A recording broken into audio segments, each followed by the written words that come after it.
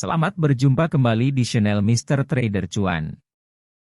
Kali ini kita akan membahas tentang supply and demand, apa itu supply and demand, dan bagaimana cara kerja supply and demand pada market. Yang pertama kita tentukan area supply-nya. Apabila sudah mendapatkan area supply lalu kita tandai area supply tersebut, atau dalam istilah trading kita marking supply tersebut. Yang kedua kita tentukan area demand-nya. Apabila sudah mendapatkan area demand lalu kita tandai area demand tersebut, atau dalam istilah trading kita marking area demand tersebut. Definisi supply and demand. Dalam pengertian secara umum, supply dapat diartikan sebagai jumlah persediaan barang pada periode waktu tertentu. Sementara kata demand dapat berarti sebagai permintaan ataupun jumlah barang yang dibutuhkan pada waktu bersamaan. Saat sebuah supply barang mengalami peningkatan namun permintaan tetap stabil, maka disinilah akan terjadi kerugian disebabkan barang yang tidak laku. Untuk menghindari kerugian yang semakin besar, biasanya pedagang akan menurunkan harga untuk mengembalikan minat pembeli. Sementara itu, kurangnya persediaan dan permintaan yang tinggi dapat menaikkan harga barang tersebut. Dalam bursa forex, harga pasar juga mengikuti prinsip dasar tersebut. Konsep strategi supply and demand pada forex. 1.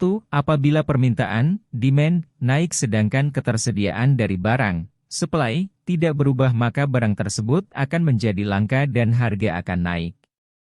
2. Apabila permintaan, demand, menurun namun ketersediaan barang, supply, tidak mengalami perubahan maka akan terjadi penumpukan barang yang mengakibatkan harga akan turun.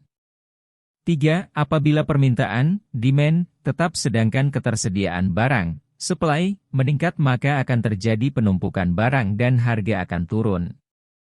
4. Apabila permintaan, demand, tetap namun ketersediaan barang, supply, turun maka kelangkaan barang akan terjadi yang mengakibatkan naiknya harga. Strategi trading berdasarkan supply and demand. 1. Memahami jenis entry breakout. Pada entry breakout, order akan dieksekusi langsung saat harga sudah berhasil tembus di suatu support atau resistance. 2. Entry pullback. Pullback merupakan cara entry setelah terjadinya breakout. Untuk entry dengan cara ini, Anda harus menunggu terlebih dahulu sebelum masuk ke dalam suatu posisi. Untuk menentukan supply dan demand di chart, ada beberapa hal yang perlu diperhatikan. Pertama, perhatikan level-level support dan resistance. Level-level tersebut bisa menjadi area supply atau demand, tergantung pada situasi pasar saat itu. Selain menentukan supply dan demand di chart, trader juga bisa menggunakan time frame yang lebih tinggi untuk menentukan supply dan demand yang lebih signifikan.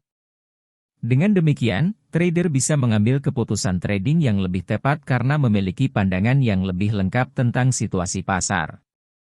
Multiple time frame analysis adalah teknik yang digunakan untuk menganalisis pasar menggunakan beberapa time frame sekaligus.